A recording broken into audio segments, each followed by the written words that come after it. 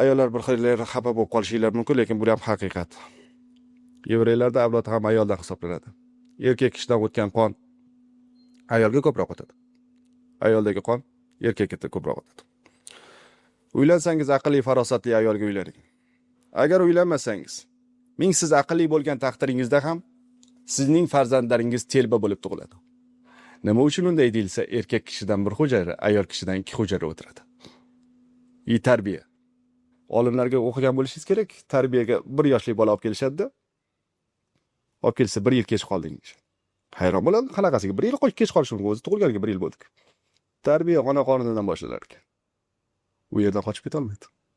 Olimlar tekshirib ko'rishgan. Ertak aytib berishadi. Har kuni bitta ertak. Tug'ilganidan keyin so'rashdi. Qayerdan bilasan? Yo'q, men aytib bersa onasi. Men buni bilaman, bilamandir. Qanaqasiga bilasan?